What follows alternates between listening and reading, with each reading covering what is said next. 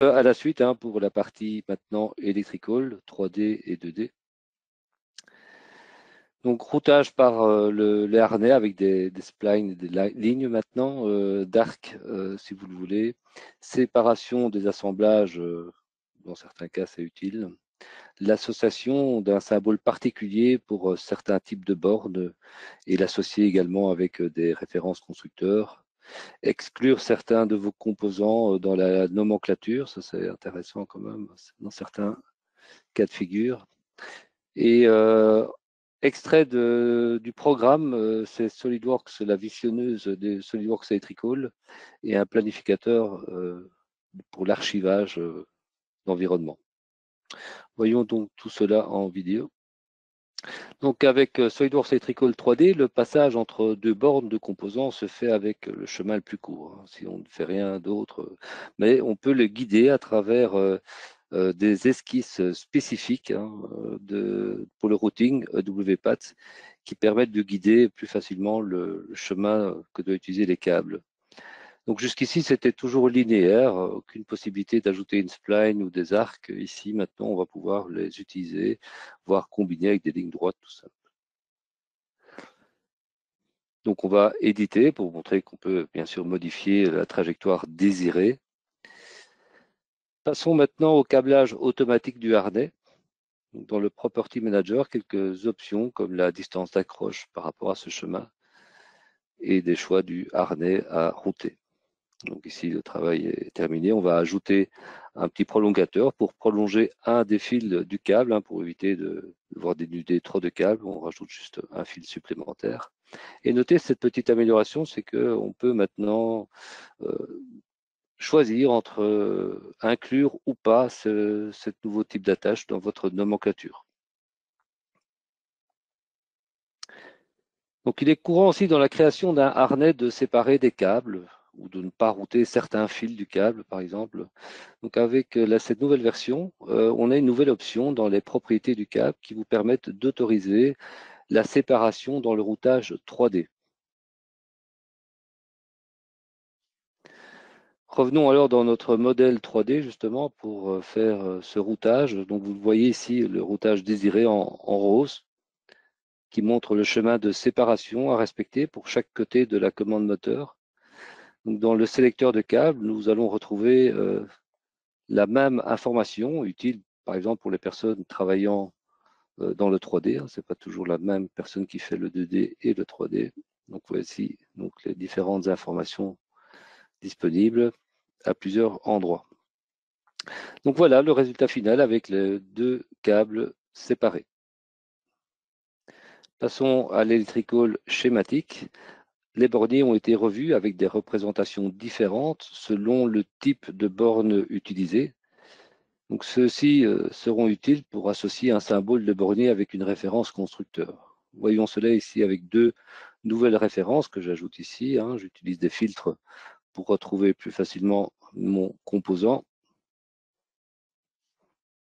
Le voilà. Dans les propriétés, vous pourrez maintenant choisir le type de borne avec plusieurs choix possibles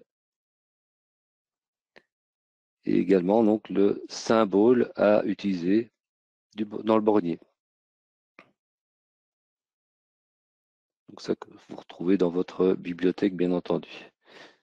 Donc j'ajoute cela au projet et ici je peux générer le folio. Alors analysons, mais on va voir que dans les résultats, pour l'instant, hein, il n'y a rien qui a changé. Ceci est tout à fait normal car vous devez paramétrer également votre template de bordier. Vous devez cocher la nouvelle option et les différentes priorités. Donc ici, à cocher absolument. Et là, les priorités à choisir dans les options.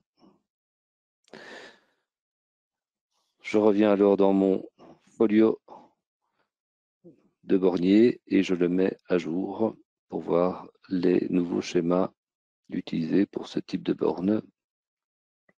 Donc voilà ici le résultat.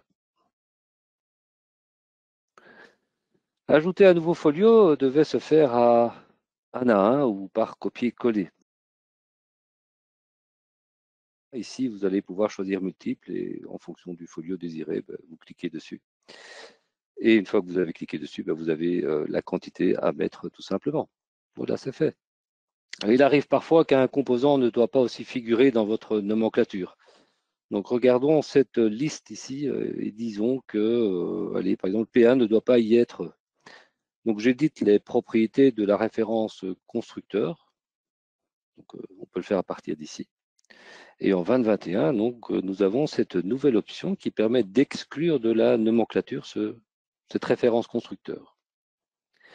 Alors, pour ceux qui n'auraient pas l'habitude de modifier une nomenclature avant d'avancer, avec les requêtes SQL et tout ça, et ajouter des filtres, vous pouvez utiliser une nomenclature déjà créée par SolidWorks avec un filtre spécifique à cette nouvelle fonctionnalité. Donc, dans les filtres déjà prévus, il suffit de cocher ici et de valider. Et cette nouvelle nomenclature maintenant apparaît sans la référence, en tout cas P1, que j'ai demandé d'exclure. Vous pouvez aussi maintenant, à partir de Windows, démarrer SolidWorks Electrical Viewer. Donc, présenté l'année passée, mais à partir de SolidWorks schématique, il permet de sélectionner un projet présent dans la base de données SQL et d'avoir automatiquement donc une visibilité globale des folios et des nomenclatures avec la possibilité de faire des exports en DWG, en PDF, faire des impressions, des nomenclatures en Excel. Donc, plusieurs choix à votre disposition. Un tout petit regret, c'est qu'il n'est pas possible de l'installer seul comme un lecteur PCB ou un composer player, ce qui aurait été pas mal pour ceux qui n'ont pas SolidWorks Electrical. Également disponible en dehors du programme, la commande archive d'environnement. Vous voyez ici le nom du fichier à utiliser. Alors, l'archive d'environnement sert à sauvegarder tout ce qui se trouve dans une base de données SQL. C'est l'étape à ne pas oublier avant une mise à jour du programme, avant d'installer 2021 par exemple, ou un transfert vers d'autres postes. Ici, l'idée, c'est plutôt de générer des sauvegardes de sécurité. Étant donné que c'est une commande exécutoire, donc, pourquoi pas envisager de l'inclure dans une tâche Windows?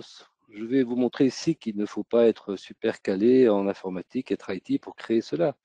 Il suffit de donner un nom à votre tâche, donner un déclencheur, journalier, hebdomadaire, mensuel, avec l'heure. Et dans les actions à faire, donc l'étape suivante, action dans l'onglet, c'est la nouvelle commande exécutoire donc, que vous devez mettre ici et puis valider. Et le tour est joué.